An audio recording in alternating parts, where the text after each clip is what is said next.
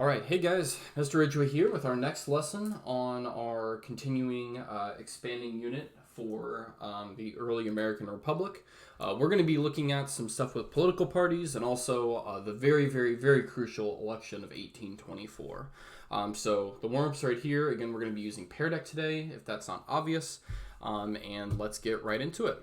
Okay. So we have two particular objectives today. Number one, we need to understand what a political machine is and how that is run. And then second, we are going to try to explain some of the conflicts that are going to lead up to the election of 1824. And we're also then going to summarize what the outcome of that particular election was as well. Okay, so... we have a very teensy tiny micro mini lesson that I have to do here before our first activity to explain how basically political parties and political machines work. Okay, so we're going to do an activity around this. But just a good couple of questions here to get us grounded before we talk about political machines. What is the correct amount of democracy, and do political parties empower or encumber? Do they make it worse, slow it down? Democracy. Okay, again, no right or wrong answer to these questions, but notice we're talking about how power is structured and how we distribute. The idea of who's in charge, right? So here we go. I'm gonna sit on my lap while I do this. All right. So we have to get into which we haven't done yet, besides the Federalists and Anti-Federalists, we have to talk about how the first parties in America are really getting going. And the reason why parties are going to become such a big thing after the 1800s is because suffrage, which is the right to vote, is expanding. Okay, and by about 2018, really it's by 1830, nearly all white men can vote. And the reason why is because the property requirements for land, okay, again, land ownership was a requirement for suffrage in many states, that is being eliminated. So what's going to happen then is that as the electorate's getting larger, kind of makes sense, the growth of these political parties in terms of their power also happens. Okay, and we're just going to define a party right now as a group that promotes a certain agenda or ideology. Okay, so for example, at this time, the only party that is left is, again, the Democratic Republicans. The Federalists are gone. Okay, so if you understand that, then we have to kind of talk about the next step of the political party. So the Federalists, we can certainly say, or the Anti-Federalists, Democratic Republicans, they were certainly organized around a cohesive set of ideas, right? But it's really going to be this man, Martin Van Buren, who's not yet president, who's going to really take it to the next level, okay? So Martin Van Buren is a super savvy political operator. It's why he gets this name like the little magician, because he's really good at manipulating things. He comes up with, when he's running for some other offices and things like that, he comes up with this, his party, which were called the Bucktails, this kind of new evolution of the political party, and it is called a political machine. Okay. Now, by the way, this is how all parties are now. Okay. So parties have kind of moved on from just necessarily being a group of ideas or, topics that people have in common or perspective on those topics. The thing that's going to be the big change and what a political machine does is not only is it highly organized, okay, in terms of what those parties believe, but it adds a new thing, and that is services. Okay. So, for example, when I mean services, and you'll see this in a video here that you can watch shortly, it's this idea that, like, if, I'm a loyal party supporter, that perhaps, if I do, help them out and help, this candidate out there get elected, he might turn around and provide services, favors, and the word we have for this is patronage, okay, to me in exchange. Okay, so it's this kind of reciprocal relationship that's happening between voters. And so, again, that's the deal, is that the machine gets people organized, and if people can promise that they will help support that particular candidate, then that particular candidate will turn around and provide services, favors. Patronage is a specific name for like political positions. And there's some things you might not think about that are patronage, like judgeships until they get elected later on. Sheriffs. The big one is like who is in charge of the post office. I know that sounds really strange, but being in charge of the post office was considered to be an extremely prestigious and position that had a lot of influence. So that's kind of the big change. Now, what you need to understand is that these political machines do not operate off of any sense of basically of the official structure of what's supposed to be happening. Okay, so what I mean by this is, here as I fix my formatting, is that like when political machines get going, okay, you need to understand that there's an official layer on top that is there, and of course it didn't fix the formatting. Great. But then really who's running everything are going to be these political machines underneath. Okay, so let's kind of explain how this works. So first of all, okay, you need to understand that this is a change in terms of how you decide who gets what. So before, or at least you might assume, the people who get the job, like, the post office, right? That he would be or she would be the most qualified candidate for that position. Okay? But now that's completely out of the game.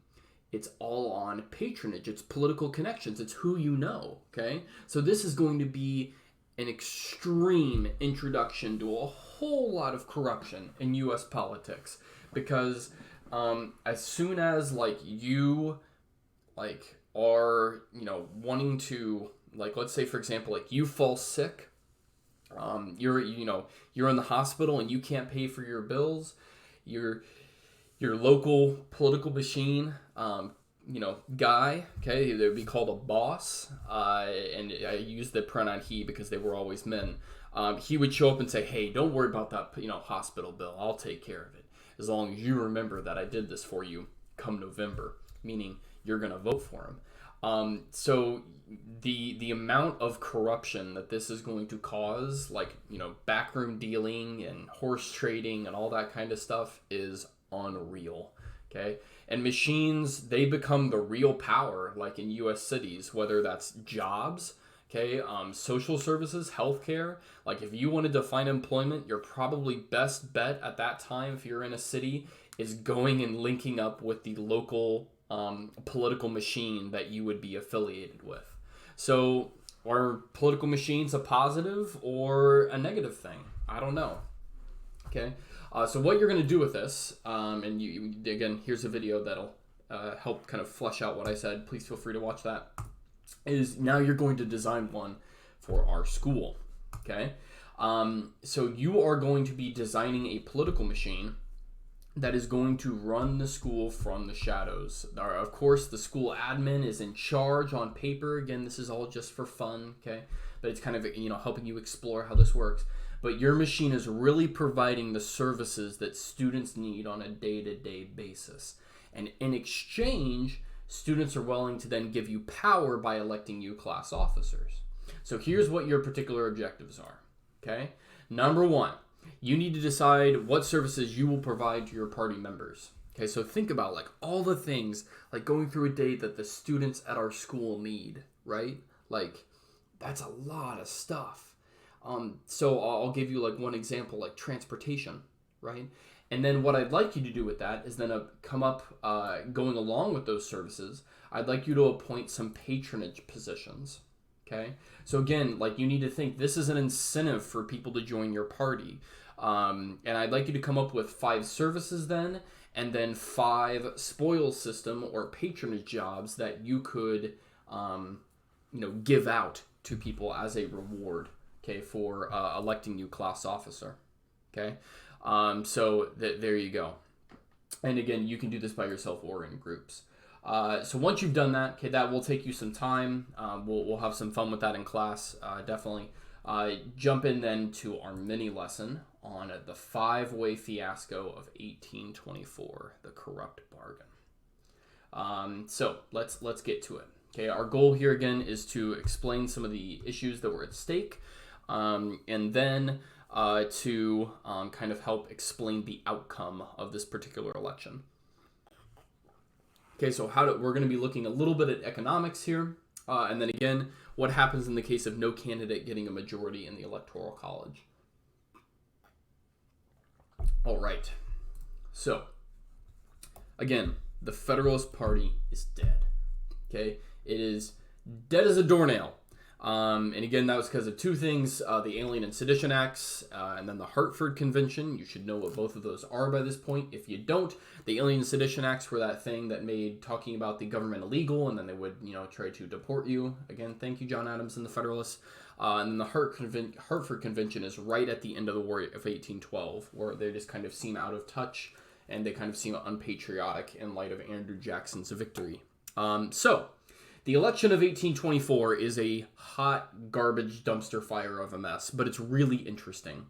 There are 5 candidates who are going to run, all of them, from the Democratic Republican Party. However, the only official candidate of the party officially is that man right there, who is the former Secretary of the Treasury, who is literally so unimportant that we will never talk about him again, William H. Crawford.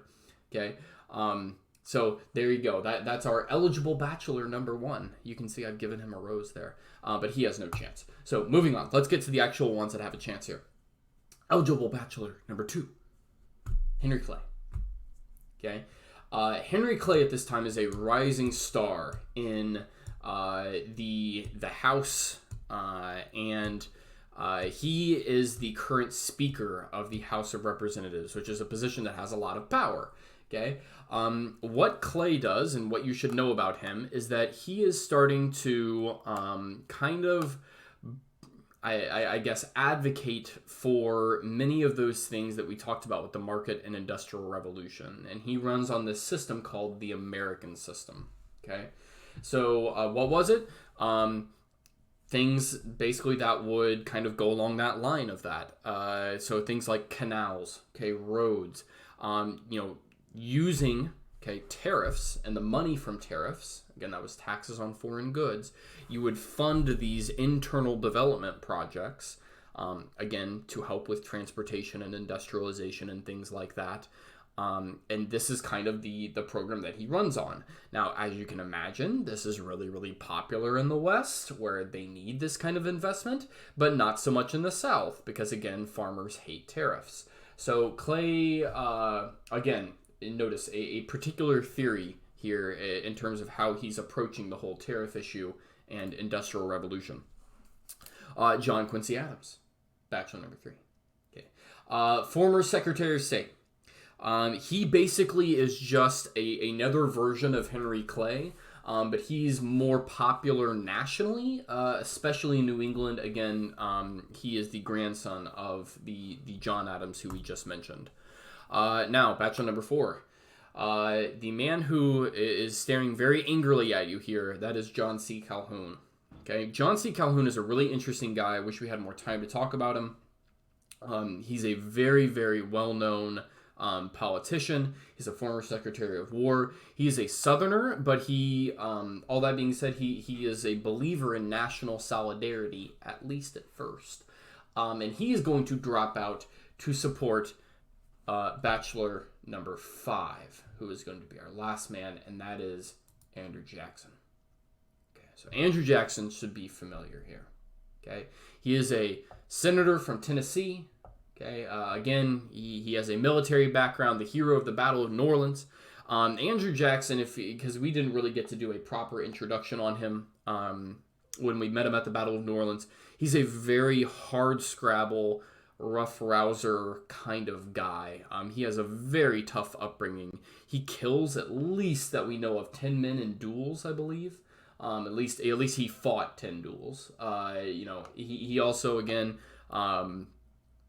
grows up very, very poor. He has a very, very rough upbringing.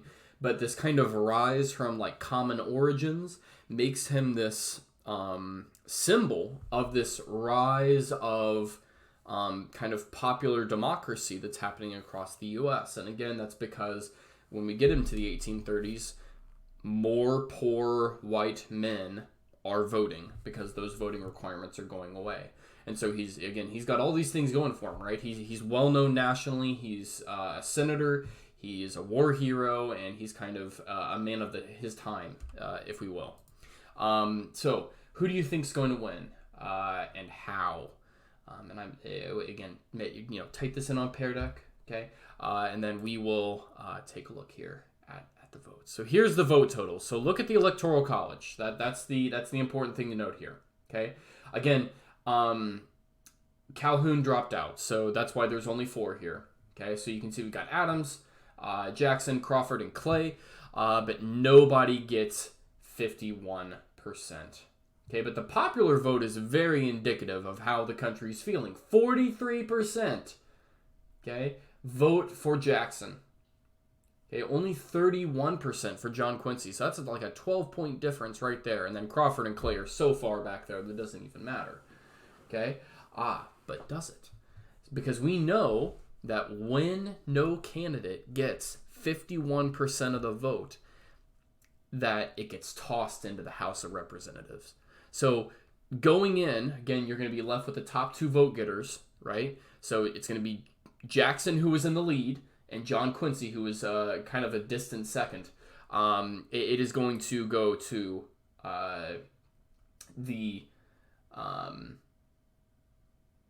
or did I say 2? Or yeah, 3, 2 or 3 highest vote getters. Now it's going to go to the House, and that means a ton of backroom deals. And this is going to lead to what we call the corrupt bargain. Okay, so the House of Reps, again, because of amendments to the Constitution that have been made, the 12th Amendment, okay, what that did, okay, if you don't know, and I will just summarize this for just very, very quickly, is that gets rid of the whole, like, if you get second, you become vice president thing. Okay, so that's gone. They each have their own vice presidents now that will be elected alongside them. But let's look at the totals here. So Jackson had 99 electoral votes, Adams had 84, and Henry Clay had 37. Okay, what happens here, though, is this. Henry Clay hates Andrew Jackson. Like, detests Andrew Jackson. Just cannot stand for him. And what Clay does is he gets his 37 electors to switch to Adams. And it makes him president. Now, here's what Jackson will call the corrupt bargain, is that Adams turns around and he makes Clay his Secretary of State. Was there a tit for tat for doing this? Or was it, was it just, he's the right man for the job? Andrew Jackson is livid at this. He says that a corrupt bargain had taken place, that the presidency had been stolen from him, and John Quincy Adams becomes president. Yes, so that it is a crazy, crazy story. So John Green will kind of summarize it here for you. There's 2 different crash courses there, and then I'd like you for your exit ticket to explain the corrupt bargain from Andrew Jackson's perspective. So you can start with, in the election, I blank to blank, blank, blank, blank, blank. All right. So go ahead, finish up this lesson, and I will see you guys next time for, I think we're going to be jumping in a little bit more into Andrew Jackson himself and what he's going to do and how he's going to get his revenge. So I'll see you later. Bye-bye.